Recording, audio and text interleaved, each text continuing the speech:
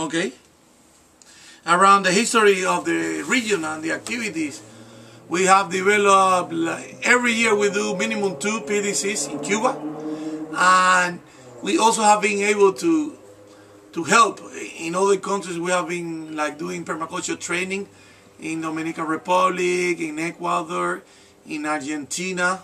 We have worked also in Colombia.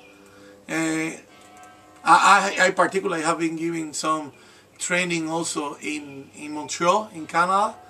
And we have been doing also joint courses with the British Permaculture Association in Cuba. And we have been receiving also a lot of exchange. First from Australia, people from UK, from Spain also, from the Basque Country.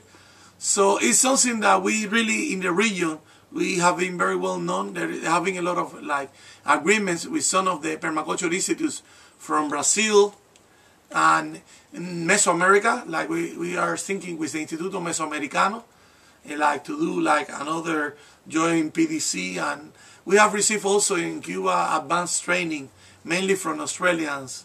Some names that some people know: David Holmgren, Sky, Robin Clayfield, Robin Francis, and Scott Pittman that came, and some of the groups. So I think that in the region and in the area, but also some of the ties that we have with people from many regions, I think there is no problem with that. Like, so the permaculture structure in Cuba have like community workshops, introduction to permaculture courses, the PDC and advanced courses. It's a pyramid, and right now we have been working a lot to introduce that in a more like official curricula on what we call mid-level technician, the community college, or TAFE in Australia. So like we have been working also with that.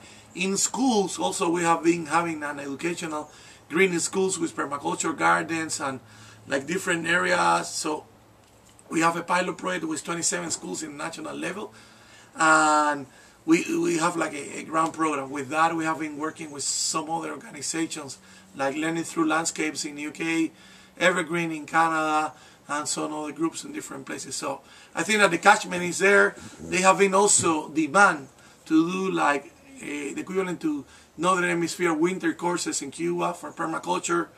We have been giving priority to Cubans. Our ethics, delivers, because Cuba is a free universal access to education. So most of the permaculture have been for Cubans according to the funds that we can get, but there is no problem to do that.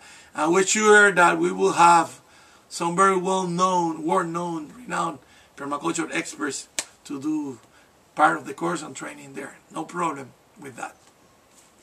Do you think that if people don't speak English or Spanish, that the ability to get translation could be worked out? We can get translation to English from Spanish, or from English to Spanish, maybe French, but I don't think that we can translate to Mandarin or like other languages, so I'm sorry for that. We know that people that speak Portuguese with the Spanish, they can do very well, and mostly, according to my experience in IPCs, what we have is an informal big series of translators, like small groups here and there, and they help each other, and that they do most of that.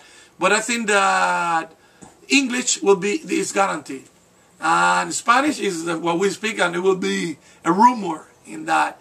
And according to availability, we can come up with French too, if it's necessary, because we know that some countries of Africa and Southeast Asia, the French is something that can come around.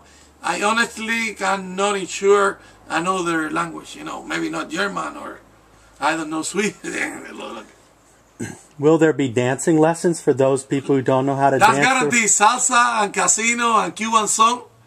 And like also for us it's a priority, the cultural activity, So like this is one important part of the plan, And also documentaries and different ideas and cultural activities. That's something that is in the Caribbean. That's what we do, like we smile, and there will be also lots of rum and a lot of different things, What kind of food will we get to eat? Well, Cuban food is plain, so if you can bring your condiments and spices, that can be.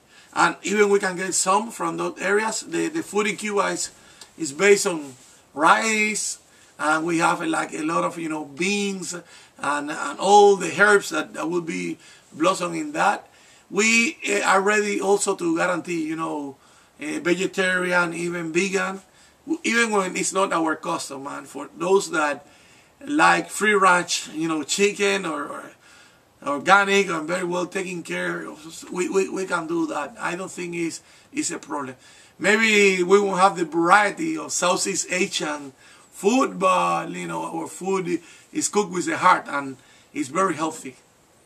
Is it hot there? Is it raining? Like, what should I bring for clothes? Okay, we have a dry season, which is very hot, and we know that we won't be doing that. And we will have like a wet season. The wet season is hot and humid. I don't think this is the right time because we get mosquitoes and that. So we are planning to, we have 6 months of the dry season, which is cool, and it almost doesn't rain. And so we can also plan to be outside of the hurricane season when the temperature is cool.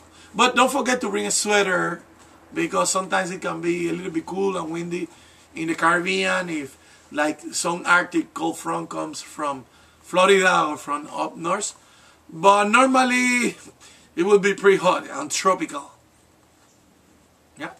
Right. And also we are very narrow and long island, so there is no place of Cuba that is very far from coastal. So we can promise you also at least one night at the beach or something like that. That can be great. Yeah, I think. Cool.